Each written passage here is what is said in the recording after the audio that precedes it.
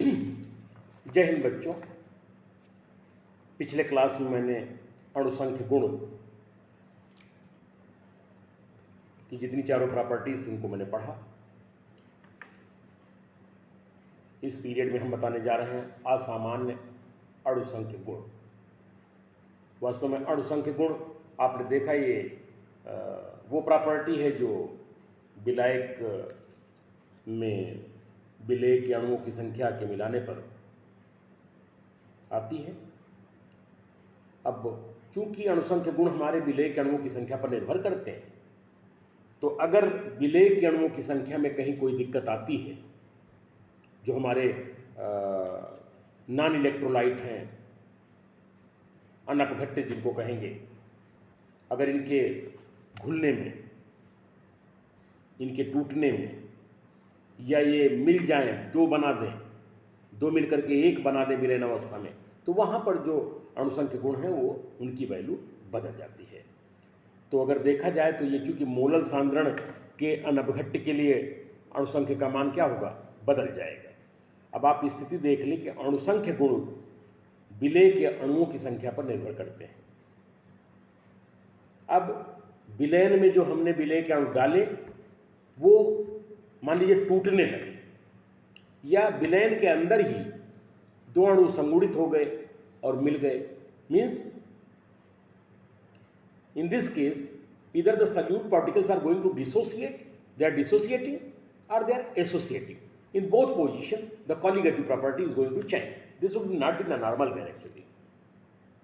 इस केस में यही आप समझ लीजिए कि जो अणुसंख्य गुण है विलयन में अणुओं के, विलेय के अणुओं के टूटने से या जुड़ करके दूसरे प्रकार के अणुओं के बनने से इनका जो वास्तव में अणुसंख्य का मान है वो बदल जाएगा। अब अणुसंख्य गुण मोलर सांद्रता के व्युत्क्रमानुपाती होता है। अणुसंख्य गुण क्या होता है, मोलर सांद्रता के व्युत्क्रमानुपाती होता है। तो इसको 1/2 कारक के फॉर्म में दिया गया। I is the 1/2 factor, 1/2 factor बोलेंगे, I हो जाएगा। इसमें एक है ऑब्जर्व्ड कॉलिगेटिव प्रॉपर्टी, हमारा अनुमानित मान कॉलिगेटिव प्रॉपर्टी का अणुसंख्य गुण का, और जो नॉर्मल वैल्यू हमारी अणुसंख्य गुण की है। इस फार्मूले को हम देख सकते हैं, I equal to observed colligative property upon normal value of colligative property. ये हमारे तीनों केसेस में लग जाएगा, परासरण दाब में भी लग जाएगा, क्वथनांक उन्नयन में लग जाएगा, अवनमन में लग जाएगा, मोल प्रभाव में नहीं, क्योंकि मोल प्रभाव पे ही डिपेंड कर रहा है। तो फार्मूले देख सकते हैं आप। 1/2 फैक्टर को I equal to pi observed upon pi normal भी लिख सकते हैं, I equal to delta TV observed delta TV normal लिख सकते हैं, I equal to delta TF observed delta TF normal लिख सकते हैं। इसका मतलब हमारे तीनों फार्मूले चेंज हो रहे हैं। परासरण दाब हो जाएगा 1/2 factor into NYV/RT, observed delta TB की वैल्यू जो है I equal to KB into M, observed delta TF equal to I into KF/M। तो ये जो फार्मूला है ये सब असामान्य अणुसंख्य गुण को निकालने में मदद करेंगे, और यहाँ पर हम M की वैल्यू भी निकालने को आ सकती तो हम निकाल सकते हैं। तो इस प्रकार से अणुसंख्य गुण का जो असामान्य व्यवहार है वो केवल विलेय के अणुओं के टूटने और उनके आपस में विलयन में मिल जाने, दो विलेय के अणुओं के मिल जाने से ये एक दिक्कत आती है, जहाँ पर अणुसंख्य गुण की जो वास्तव में वैल्यू है वो बदल जाती है, वैरी कर जाती है। तो इसके लिए 1/2 factor is given, I equal to in corresponding to the observed colligative property upon normal value of colligative property. तो यहाँ से हम इसको निकाल सकते हैं। आइए इसी पीरियड में हम एक हेडिंग है चैप्टर की, जो एक प्रकार से देखा जाए तो लास्ट हेडिंग है, इसको हम इसी में कवर करते हैं, जिसको हम प्रतिलोम परासरण कहते हैं, रिवर्स ऑस्मोसिस कहते हैं। रिवर्स ऑस्मोसिस एक होता है परासरण, जहाँ पर विलायक के कण ज़्यादा सांद्रता की ओर जाते हैं। अब इसको उलट दीजिए, सांद्र विलयन से हमारा जो है विलायक बाहर आ जाए। ठीक है, क्या करें, सांद्र विलयन से हमारा विलायक बाहर निकल आए। इसकी बहुत बड़ी ज़रूरत है। ज़रूरत का मतलब बहुत सारा ऐसा जल है जिसमें अशुद्धियाँ बहुत सारी हैं, उसमें आयन हैं, साल्ट हैं, सब कुछ है। तो अगर हम प्रतिलोम परासरण को देख लें, जिसको रिवर्स ऑस्मोसिस कहा जाता है, ये फेनोमेना अगर है तो हम शुद्ध जल बना सकते हैं। अशुद्ध जल से क्या कर सकते हैं? शुद्ध जल बना सकते हैं। ठीक है, इसमें भी अर्धपारगम्य झिल्ली हम लेते हैं, वो सेलुलोज नाइट्रेट की होगी। मैं उसको एक बार देखने की कोशिश करता हूँ। आई थिंक सेलुलोज नाइट्रेट की ही वो अर्धपारगम्य झिल्ली है इसमें। नहीं, सेलुलोज एसीटेट की है। तो सेलुलोज एसीटेट की है ये हमारी झिल्ली। और इसमें क्या करते हैं कि साल्ट हमारा जो है, साल्ट को बाहर कर देते हैं। तो आइए इस पर देखने की कोशिश करें। प्रतिलोम जो परासरण है, रिवर्स ऑस्मोसिस है।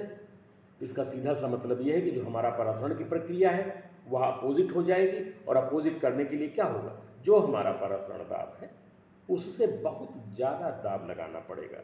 इसमें हमारी झिल्ली भी नहीं फटनी चाहिए, और ये हमारा जो साल्ट है उस साल्ट को ये झिल्ली जो है जाने नहीं देगी, केवल वहाँ से शुद्ध जल बाहर जाएगा।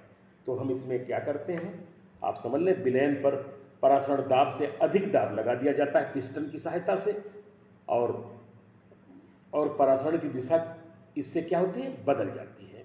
जो विलायक से विलयन की ओर होनी थी वो विलयन से विलायक की ओर हो जाती है।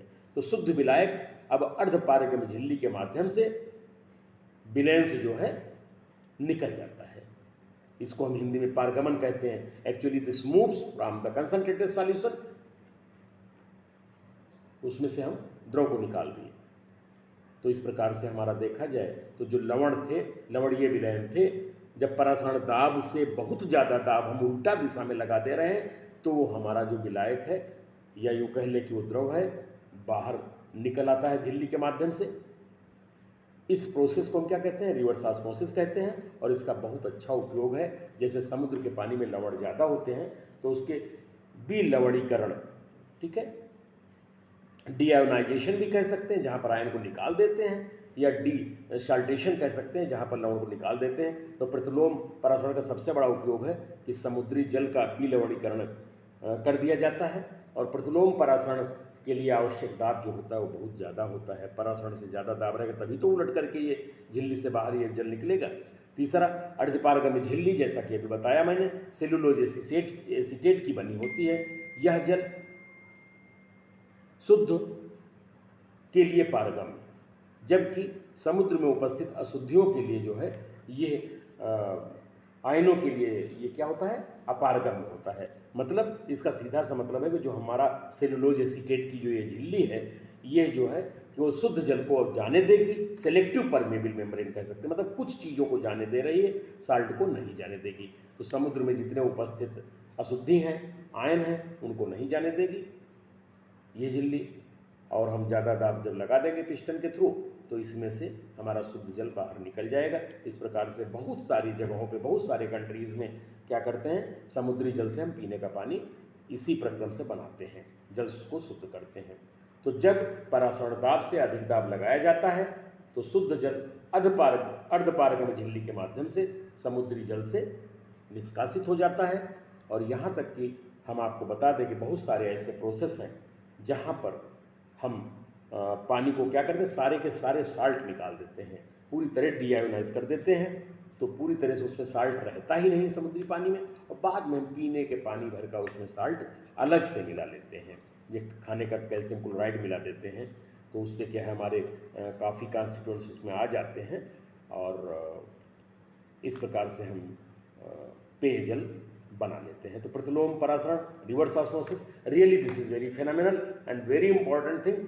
और इसमें we are increasing the pressure more than the osmotic pressure, and this pressure is really making a kind of reverse osmosis, and we are going to collect the water, deionized water or without salt water.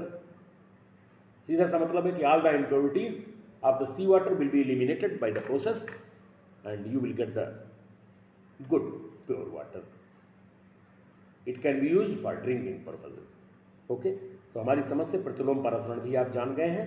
अब हम आगे numerical पे आएंगे, इनके कुछ महत्वपूर्ण numerical करा देंगे शेष इस चैप्टर को।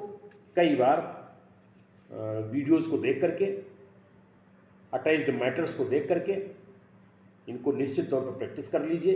एक बड़ा चैप्टर है, बहुत इंपॉर्टेंट चैप्टर है, and this is really very important chapter for your life even in the higher laboratories everywhere this solution is having quite value.